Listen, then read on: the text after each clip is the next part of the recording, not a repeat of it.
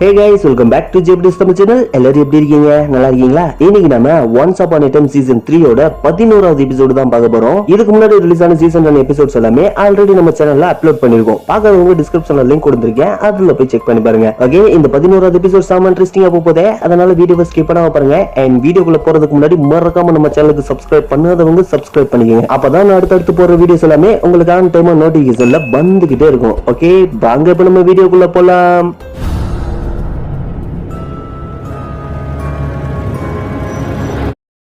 11வது எபிசோடோட ஸ்டார்டிங்ல பீட்டரும் ஃபீலிக்ஸும் அந்த இரண்டு சபத்தை உருவாக்க தேவையான பொருட்களை மந்திர கணத்துக்குள்ள போடுறாங்க. இது முடிஞ்சது எல்லாரும் செத்துருவாங்களான்னு ஃபீலிக்ஸ் கேட்க, இல்ல நம்ம உருவாக்க போற புது உலகத்துக்கு அடிமையாகிருவாங்க, அவங்க ஞாபகம் சந்தோஷம் எல்லாமே போயிடும்னு சொல்றான். இப்ப இந்த சைடு எம்மாவும் அந்த சாபம் மறுபடியும் வேலை செய்யுமான்னு ரம்பிள் கிட்ட கேட்க, அந்த சாபம் ஈவில் குயினோட ஆசையை நிறைவேற்ற உருவாக்கப்பட்டுச்சு, இப்ப அது கண்டிப்பா பேனோட ஆசையும் நிறைவேற்றும்னு சொல்றான். அந்த சாபத்தை தடுக்க நம்மளால எதுவுமே செய்ய முடியாதுன்னு ரெஜினா சொல்ல, முடியும், அந்த சாபத்தை இதுக்கு முன்னாடி யூஸ் பண்ண ஒருத்தரால தடுக்க முடியும், அது நீதான் ரெஜினான்னு ரம்பிள் சொல்றான். இப்ப இந்த சைடு ஃபீலிக்ஸும், நீ ஜெயிப்பேன்னு எனக்கு தெரியும், பேன் எப்பவுமே தோக்க மாட்டான்னு சொல்றான். இப்ப இந்த சைடு ரெஜினாவும், நான் இப்ப என்ன பண்ணணும்னு கேட்க, நீ அந்த ஸ்க்ரோல் அழிக்கணும், அப்பதான் உன் சாபமும் அவன் சாபமும் அழியும், ஆனா எல்லா மேஜிக்குக்கும் ஒரு விலை இருக்குன்னு ரம்பிள் சொல்ல, சரி ஓகே, ஹென்றி எப்படி நம்ம காப்பாத்துறதுன்னு ரெஜினா கேக்குறா. ஒரு ஸ்பெல் இருக்கு, அது மூலமா ரெண்டு பேரையும் அவங்க உடலுக்கு மாத்திடலான்னு ரம்பிள் சொல்றான். இப்ப இந்த சைடு ஃபீலிக்ஸும், எல்லா பொருளையும் போட்டுட்டோம், ஆனா ஏன் இன்னும் சாபம் வேலை செய்யல, நம்ம எதையாவது மிஸ் பண்றோமான்னு கேக்குறான். ஆமா, எனக்கு ரொம்ப பிடிச்ச ஒருத்தரோட இதயம், எனக்கு ரொம்ப பிடிச்சவங்களே நீயும் ஒருத்தன்னு சொல்லிட்டு திடீர்னு நெஞ்சுக்குள்ள கையை விட்டு இதயத்தை வெளியே எடுத்து அதை நசுக்கி கிணத்துக்குள்ள போடுறான். இப்ப இந்த சைடு ஹென்ரியும், நான் என் சொந்த உடலுக்கு போயிட்டா அந்த உடம்புலதான் அந்த ஸ்க்ரோலும் இருக்கும், அதை உங்ககிட்ட என்னால கொண்டு வர முடியும்னு சொல்றான். அப்ப ரெஜினாவும், உங்ககிட்ட அந்த மேஜிக்கை யூஸ் பண்ண போதுமான சக்தி இல்லைன்னு சொல்ல, ப்ராப்பரான டூல் இருந்தா என்னால பண்ண முடியும்னு ரம்பிள் சொல்றான். அது பிளாக் ஃபேரியோட மந்திரக்கோள். பிளாக் ஃபேரி ரொம்ப பவர்ஃபுல்லான ஃபேரிகள்ல ஒருத்தி. ப்ளூ ஃபேரி தான் அவளை நாடு கடத்தினா. அவளை நாடு கடத்துறதுக்கு முன்னாடி அவளோட மந்திரக்கோளையும் புடிங்கி வச்சுக்கிட்டான்னு டிங்கர் பெல் சொல்றா.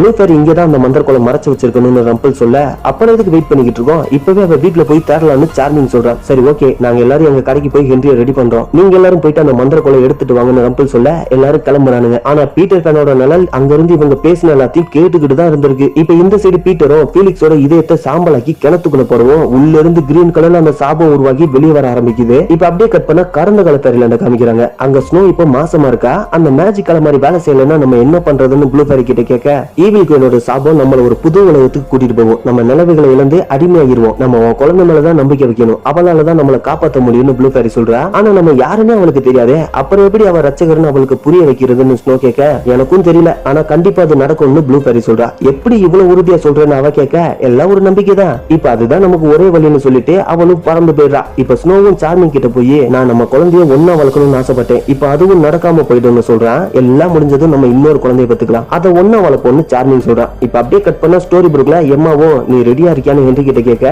அவனும் ரெடின்னு சொல்றான். இப்ப ரம்பிளும் மேஜிக் புக்கை பார்த்துட்டு, இது ரொம்ப நேரம் எடுத்துக்காது, அந்த மந்திரக்கோள் நம்ம கைக்கு வந்ததும் எல்லாம் சரியாகிடும்னு சொல்றான். இப்ப இந்த சைடு டிங்கர் பெல்லும் நீலும் ப்ளூ ஃபேரியும் இடத்துக்கு வராங்க. அங்கதான் அவளோட பாடியை வச்சிருக்காங்க. பிளாக் ஃபேரியோட மந்திரக்கோள் எங்க இருக்கு, அது எங்களுக்கு வேணும்னு நீல் மத்த ஃபேரிஸ் கிட்ட கேக்குறான். எங்களால முடியாதுன்னு அவங்க சொல்ல, அப்ப பேனோட நல்ல அந்த பில்டிங்கே சுத்தி சுத்தி வருது, அதுக்கு என்ன வேணும்னு ஃபேரிஸ் கேட்க, அந்த மந்திரக்கோள் தான், அதுக்காக தான் வந்திருக்கு, வேகமா ஓடுங்கன்னு சார்மிங் சொல்ல, எல்லாரும் ஓடுறானுங்க. இப்ப அந்த நிழலும் உள்ள வந்துருது. இப்ப அப்படியே கட் பண்ண கறந்த கலர் நகல் காமிக்கிறாங்க. அங்க ஹூக்கும் அவன் ஆளும் காட்டுக்குள்ள நடந்து வராங்க. இந்த இடம் பார்க்கவே பயங்கரமா இருக்கு, நம்ம கப்பலுக்கே திரும்பி போயிடலான்னு அவன் ஆள் சொல்றான். ரம்பிளுக்குள்ள ஒரு மந்திர கத்தி இருக்குன்னு எனக்கு இப்பதான் தெரிய வந்துச்சு, அதை எடுத்துட்டு தான் நம்ம திரும்பி போகணும்னு நடந்து போறான். அப்ப திடீர்னு ஒரு கட்டை வந்து அவன் ஆளோட தலை மண்டையிலே அடிக்க கீழே விழுந்துடுறான். அப்ப அங்க டிங்கர் பெல் வந்து ஹூக்கோட கழுத்துல கத்திய வச்சு, யார் நீ, எதுக்காக இங்க வந்திருக்கேன்னு கேக்குறா. நான் என் உலகத்துக்கு திரும்பி போக மேஜிக்கை தேடிக்கிட்டு இருக்கேன், நீ ஒரு ஃபேரி தானே, உன்னால எனக்கு உதவ முடியுமான்னு கேட்க, நான் ரொம்ப நாளைக்கு முன்னாடி தான் ஃபேரியா இருந்தேன், இப்ப என் பவர் போயிடுச்சு, என்னால உனக்கு உதவி பண்ண முடியாதுன்னு சொல்றா. உடனே அவனும் அவளுக்கு ரம் எடுத்து கொடுத்துட்டு,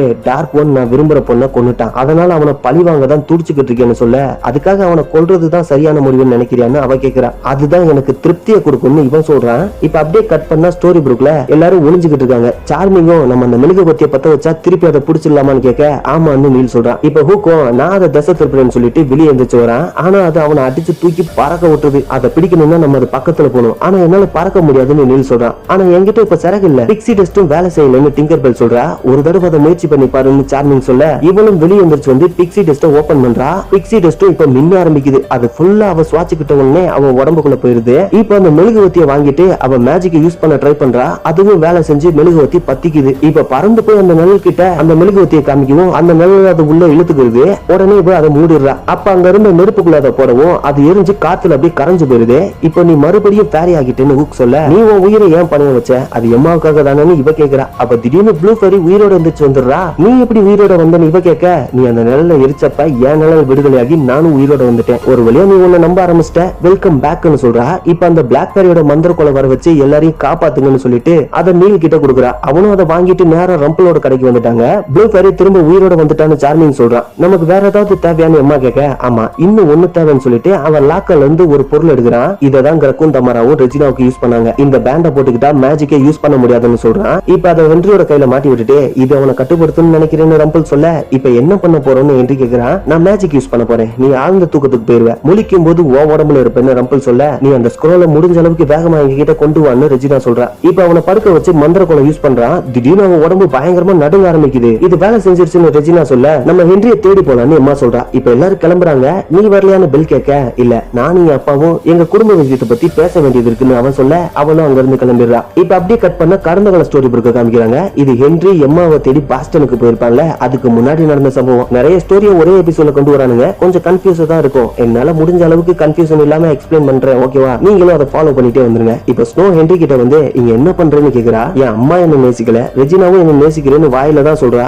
ஆனா அவளும் நேசிக்கலன்னு ஹென்றி சொல்ல அது உண்மை இல்ல. அவங்க உண்மையில உன்னை நேசிக்கிறாங்க. இரு நான் உனக்கு ஒண்ணு காமிக்கிறேன்னு சொல்லிட்டு பேரி புக் எடுத்து அவங்க கிட்ட கொடுக்குறா. இது ஒரு மேஜிக் கதை இருக்கிற புக். இது எப்படி என்கிட்ட வந்துச்சுன்னே தெரியல. இத படிச்சா நம்மளுக்குள்ள நம்பிக்கை வரும். நீ எதிர்பார்க்கிற மாதிரி வாழ்க்கை இல்லாம போனாலும் உனக்கு கிடைச்ச வாழ்க்கை சிறப்பானதா இருக்கும்னு சொல்லிட்டு அவளும் கிளம்புறா. இப்ப அப்படியே கட் பண்ண நிகழ்கால ஸ்டோரி புக்ல எல்லாரும் ஹென்ரியை தேடி வாட்ச் டவருக்கு வராங்க.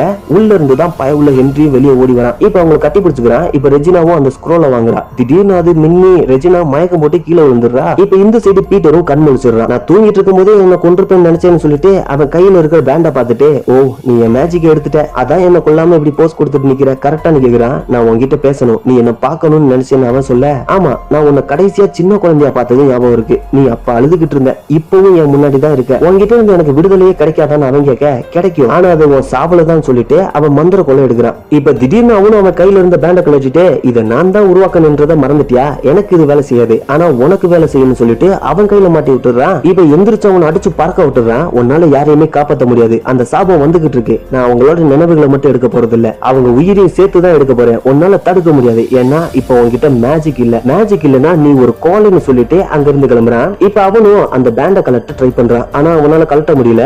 இப்ப அப்படியே கட் பண்ண கடந்த கால ஃபேரிலாண்ட காமிக்கிறாங்க. ரம்பிள் பெல்ல அவன் கோட்டைக்கு கூட்டிட்டு வந்திருப்பால அப்ப நடந்த கதை. இப்ப அங்க பெல் வரா. உன் பையனுக்கு எத்தனை வயசு இருக்குன்னு அவ கேட்க இன்னைக்குதான் உன்னோட பிறந்த நாள், நான் அவன் கூட இருந்திருக்கணும், எனக்கு ஒரு வாய்ப்பு கிடைச்சிச்சு ஆனா நான் பயந்துட்டேன், இப்ப என் முடிவு மகிழ்ச்சியா இருக்காதுன்னு சொல்றான். இப்ப அப்படியே கட் பண்ண நிகழ்கால ஸ்டோரி புக்ல ரம்பிள் அந்த பேண்ட பிக்க ட்ரை பண்றான். ஆனா பிக்கவே முடியல. உடனே அங்க இருந்து ஒரு வாள் எடுக்கிறான். இப்ப எந்த சைடு எல்லாரும் ரெஜினாவை எழுப்புறாங்க. அவளும் எழுந்து வச்சிடுறா. நீ அதை தொட்டப்ப என்ன ஆச்சுன்னு சொன்ன கேட்க நான் என்ன பண்ணணும்னு பார்த்தேன்னு அவ சொல்றா. அப்ப அங்க பீட்டர் மேன் வந்துடுறான். இப்ப அவன் மேஜிக் யூஸ் பண்ணி அவங்க எல்லாரையும் ஃப்ரீஸ் பண்ணிடுறான். இந்த சைடு ரம்பிளும் வாள் எடுத்து அவன் கையை வெட்டிடலாமான்னு யோசிச்சுக்கிட்டு இருக்கான். இப்ப இந்த சைடு பீட்டரும் உங்கள யார ஃபர்ஸ்ட் கொள்ளலாம், நீ தான் ஃபர்ஸ்ட்னு நீல் கிட்ட போறான். அப்ப திடீர்னு அங்க ரம்பிள் வந்து அவனை இழுத்து பின்னாடி தள்ளிட்டு அவங்க கிட்ட இருந்து தள்ளியே இரு, அவங்கள உன்னை கொல்ல விட மாட்டேன்னு சொல்றான். அப்படியா அதையும் பாப்போம்னு அவன் சொல்ல நான் எல்லாத்தையும் முடிக்கணும் ஆனா என்ன எது பண்ணாலும் அதுக்கு நான் ஒரு விலை கொடுக்கணும், அதை கொடுக்க இப்ப நான் தயாரா இருக்கேன்னு சொல்லிட்டு நீல் கிட்ட நான் உன்னை கண்டுபிடிக்க சாபத்தை பயன்படுத்தினேன், உன் வாழ்க்கை நீ நல்லா இருக்கும் ஆனா நான் தான் உன் கூட இருக்க மாட்டேன், ஐ லவ் யூன்னு சொல்றான். அப்ப பீட்டரும் உன்கிட்ட மேஜிக் இல்லைன்னு சொல்ல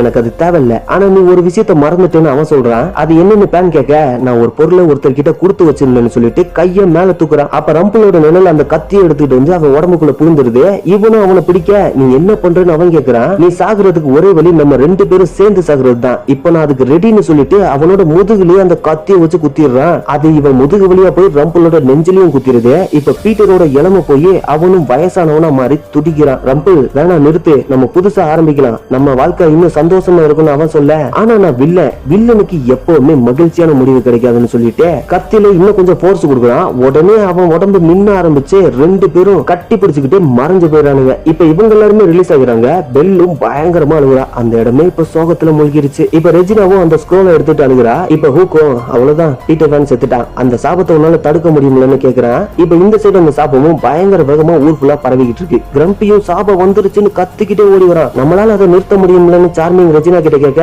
முடியும்னு சொல்றா. அதுக்கு என்ன வேலை கொடுக்கணும்னு எம்மா கேட்க அது நான் தான் ரெஜினா சொல்றா. நீ என்ன சொல்ற எதுவுமே புரியல எம்மா கேட்க இதை நான் தடுக்கணும்னா நான் ரொம்ப விரும்புற ஒரு விஷயத்த விட்டு கொடுக்கணும்னு சொல்றா. ஹென்ரியான அவ கேட்க இனி என்னால அவனை பார்க்கவே முடியாது, எனக்கு வேற வழியும் இல்ல. இந்த சாபம் தான் ஸ்டோரி புக்க வர வச்சுச்சு. இப்ப அதை தடுக்கிறதுனால நம்ம எல்லாரும் மறுபடியும் எங்க இருந்து வந்தோமோ அங்கேயே திரும்பி போயிருவோம். ஆனா ஹென்ரிய தவிர ஹென்றி இங்கதான் பிறந்தான், அதனால இங்கேதான் இருப்பான்னு சொல்றா. தனியாவா இருப்பான்னு எம்மா கேட்க இல்ல நீ அவன் கூட இருப்ப, ஏன்னா நீ தான் ரட்சகர், சாபத்தை உடைக்க தான் நீ பிறந்த, உன்னால மறுபடியும் இந்த சாபத்துல இருந்து தப்பிக்க முடியும்னு சொல்றா. வேணா நாங்க 2 பேரும் உங்க கூடவே வரோம்னு எம்மா சொல்ல என்னால அவன் கூட இருக்க முடியாது, அதுதான் நான் இதுக்கு கொடுக்கற வேலைன்னு சொல்றா. இப்ப நீ போயாகணும், நீ மறுபடியும் எங்களை விட்டு பிரிய வேண்டிய நேரம் இதுதான் ஸ்னோ சொல்றா. ஆனா மகிழ்ச்சியான முடிவு தான் எப்பவுமே வரும்னு ஹென்றி சொல்வான்னு எம்மா சொல்ல சுத்திப்பார் இங்க இருக்கிற எல்லாருக்கும் உன்னை ரொம்ப பிடிக்கும், நம்ம எல்லாருமே ஒரே ஃபேமிலி, உன்னாலதான் இந்த ஃபேமிலியை உருவாச்சுன்னு ஸ்னோ சொல்றா. இனி நீயும் ஹென்றி ஒரு ஃபேமிலியா இருக்கலாம்னு சார்மிங் சொல்ல இப்ப ரெஜினாவும் உன்னை எனக்கு சில காலமா தான் தெரியும், இது எல்லாமே உனக்காக தான், ஹென்றி எப்பவுமே சந்தோஷமா இருக்கணும், அதுதான் எனக்கு வேணும், எனக்கு வேற வழி தெரியல, நீ போயாகணும்னு சொல்றா. அவளும் சரின்னு சொல்றா. இப்ப அப்படியே கட் பண்ணா கடந்த காலத்துல எம்மாவுக்கு பிரசவம் நடக்கிற சீனை காமிக்கிறாங்க. அவளுக்கு குழந்தையும் பிறந்துருச்சு. இது பையன்னு டாக்டர் சொல்ல அவ திரும்பவே மாட்டேங்கிறா. இந்த குழந்தை ரொம்ப அழகான குழந்தை, இப்ப கூட உன் மனசை மாத்திக்கலாம்னு டாக்டர் சொல்றான். இல்ல என்னால அவன் அம்மாவா இருக்க முடியாதுன்னு எம்மா சொல்றா. இப்ப அப்படியே கட் பண்ணா ஸ்டோரி புக்ல ஹென்றி ரெஜினா கிட்ட இது நியாயமே இல்ல, இது எல்லாமே ஏன் தப்பு தான், நான் எம்மாவை தேடி போகாம இருந்திருந்தா உன் கூடவே இருந்திருப்பேன், என்ன உனக்கு பிடிக்காதுன்னு நினைச்சேன், ஆனா அது தப்புன்னு புரிஞ்சுக்கிட்டேன்னு சொல்றேன். இல்ல நான் தான் தப்பு பண்ணேன், பழி வாங்க சாபத்தை உருவாக்குனேன், நான் ஒரு வில்லன், வில்லனுக்கு எப்பவுமே மகிழ்ச்சியான முடிவு கிடையாதுன்னு ரெஜினா சொல்றா. நீ ஒண்ணும் வில்லன் இல்ல, நீ என்னோட அம்மான்னு சொல்லிட்டு அவளை கட்டி பிடிச்சுக்கிறான். இப்ப எம்மாவும் ஹென்ரியும் நீல் கிட்டையும் மத்த எல்லார்கிட்டையும் சொல்லிட்டு அங்க இருந்து கிளம்புறாங்க. அப்ப ரெஜினா அம்மா கிட்ட வந்து நான் உங்ககிட்ட ஒரு விஷயம் சொல்லணும், சாபத்தை தடுக்கிறதுனால எங்க எல்லாரையும் அது ஃபேரிலாண்டுக்கு அனுப்பிடும், ஸ்டோரி புக்னு ஒரு ஊரே இருக்காது, உங்களோட நினைவுகளும் அழிஞ்சிடும், கடந்த சில வருஷங்களா என்ன நடந்துச்சுன்னு உங்க 2 பேருக்கும் மறந்து போயிடும், நாங்க எல்லாம் உங்க ஞாபகத்திலே இருக்க மாட்டோம், நான் உனக்கு ஒரு கிஃப்ட் தரேன், அது ஹென்றி தான், நீ எப்பவும் அவனை கை விட்டுறாத, நீ இந்த எல்லையை தாண்டி போகும்போது உங்களுக்கு எதுவுமே ஞாபகம் இருக்காது, நீங்க ஆசைப்பட்ட வாழ்க்கை உங்களுக்காக காத்துக்கிட்டு இருக்குன்னு சொல்றா. இப்ப அவங்களும் கார்ல ஏறி கிளம்புறாங்க. ரெஜினாவும் அந்த ஸ்க்ரோலை கிழிச்சு அவளோட மேஜிக் யூஸ் பண்ணி அந்த சாபத்தை தடுக்க ஆரம்பிக்கிறா. இவங்களும் எல்லையை தாண்டி போறாங்க. பின்னாடி பார்த்தா எதுவுமே இல்ல, ரோடு மட்டும் தான் தெரியுது. இப்ப அப்படியே கட் பண்ண கடந்த காலத்துல டாக்டர் எம்மா கிட்ட இப்ப கூட உன் மனசை மாத்திக்கலாம்னு சொல்றான். அவனும் அவனை கையில வாங்கி பார்த்துட்டு அவன் மனசை மாத்திக்கிற மாதிரி காமிக்கிறானுங்க. இதுதான் இப்ப எம்மாவோட மைண்ட்ல ஓடுற நினைவுகள். இப்ப அப்படியே கட் பண்ண இந்த சைடு ஸ்டோரி புக்கோட எல்லா கோடும் மறைஞ்சு போயிருது. இப்ப அப்படியே கட் பண்ணா ஒரு வருஷத்துக்கு அப்புறம் ஒரு சிட்டியை காமிக்கிறாங்க. அங்க எம்மா ஹென்றி 2 பேரும் சந்தோஷமா ஒரு குடும்பமா வாழ்ந்துட்டு இருக்காங்க. இப்ப அவங்க சாப்பிடும் போது யாரோ கதவு தட்டுற சவுண்ட் கேக்குது. எம்மாவும் போய் கதவை திறந்து பார்த்தா அது ஹூக்கு. அவனும் எம்மான்னு கூப்பிட எனக்கு உன்னை தெரியுமான்னு இவ கேக்குறா. எனக்கு உன் உதவி தேவை, உன் ஃபேமிலி இப்ப பிரச்சனையில இருக்காங்கன்னு சொல்றான். என் ஃபேமிலி இங்கதான் இருக்கு, நீ யாருன்னு கேட்க உன்னோட பழைய ஃப்ரெண்ட், என்ன உனக்கு ஞாபகம் இருக்காதுன்னு தெரியும், ஆனா ஞாபகப்படுத்த முடியும்னு சொல்லிட்டு திடீர்னு அவளை கிஸ் பண்ணிடுறான். உடனே இவ அவன் மெயின் பாயிண்ட்ல எட்டி உதச்சிட்டு அவனை தள்ளி விட்டுட்டு நீ என்ன பண்றேன்னு கேக்குறா. உனக்கு பழசெல்லாம் ஞாபகப்படுத்த நினைச்சேன்னு இவனும் சொல்றான். நான் போலீஸ்க்கு கால் பண்ண போறேன்னு அவ சொல்ல இங்க பாரு இது பைத்தியக்காரத்தனமா தான் இருக்கும், ஆனா நான் சொல்றதை நீ கேட்கணும்னு சொல்றான். அவனும் கதை உடைச்சிட்டு கண்டுக்காம உள்ள வந்துடுறா. ஆமா யார் அதுன்னு ஹென்றி கேட்க தெரியல, ஏதோ பைத்தியக்கார போலன்னு அம்மா சொல்றா. அப்படியே 11வது எபிசோடையும் முடிக்கிறாங்க. ஓகே, இந்த 11வது எபிசோடு இன்ட்ரெஸ்டிங்கா போயிருக்குன்னு நினைக்கிறேன். பிடிச்சிருந்தா லைக் பண்ணி விட்டுருக்கும், மறக்காம சப்ஸ்கிரைப் பண்ணாதவங்களா சப்ஸ்கிரைப் பண்ணிருங்க. அடுத்து 12வது எபிசோட்ல பார்க்கலாம். அது வரைக்கும் தேங்க்ஸ் ஃபார் வாட்சிங் அண்ட் பை பை.